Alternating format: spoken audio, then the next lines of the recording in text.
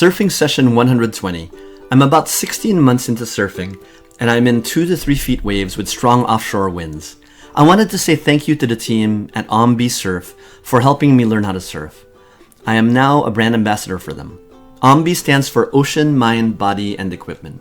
It's a surfing instruction company based in Australia that offers online content to teach people how to surf.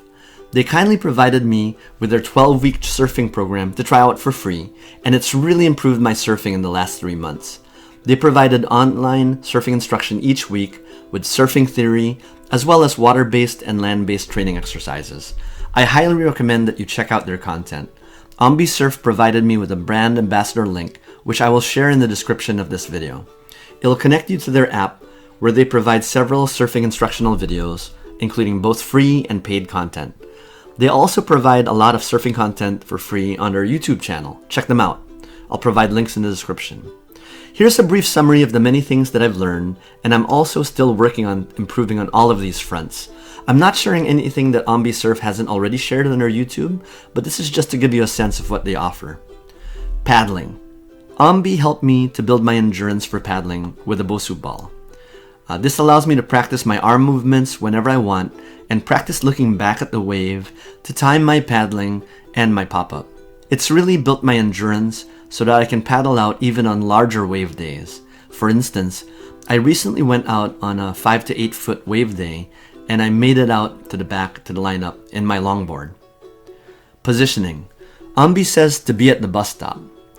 Look for whitewater triangles in the ocean that show you where the peaks of the waves are, and more likely the next few waves will show up there again.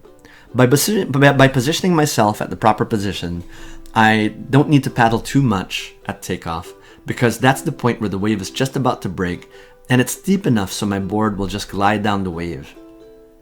Pop-up. Their explanation for the pop-up involves arching the back and gliding into the wave while walking up the 2 feet, with the rear foot landing first.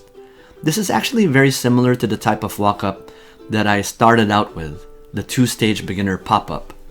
I have slowly increased my speed so I can do it smoothly now, but OMBE says slow is smooth and smooth is fast, so I'm really trying to just focus on doing it smoothly.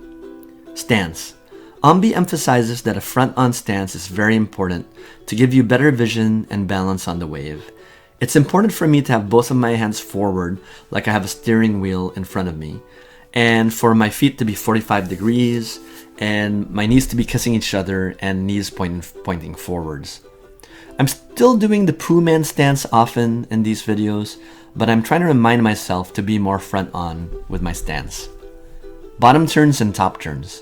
I really enjoyed learning how to turn with my bosu ball and my surf skateboard. I've even taken out my surf skate to the skate park, which is awesome.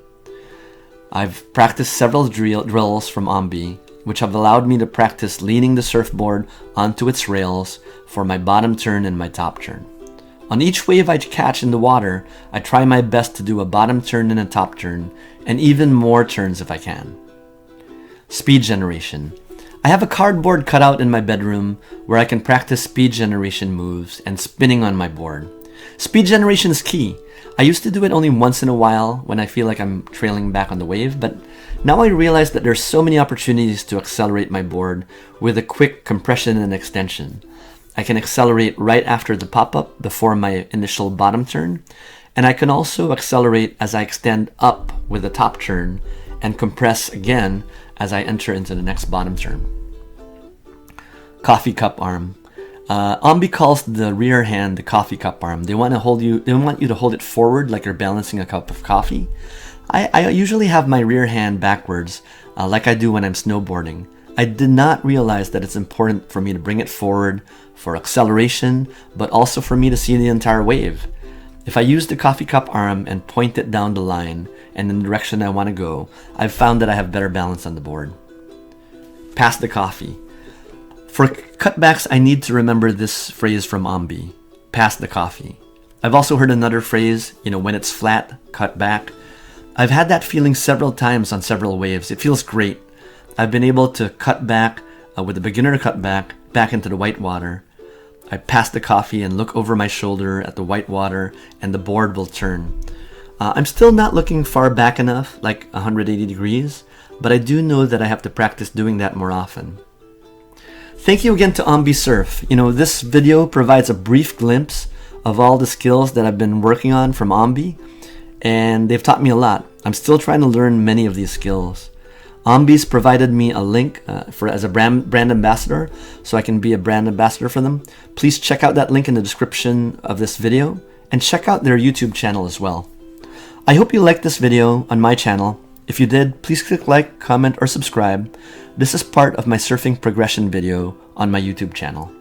Thanks for watching and have a great day.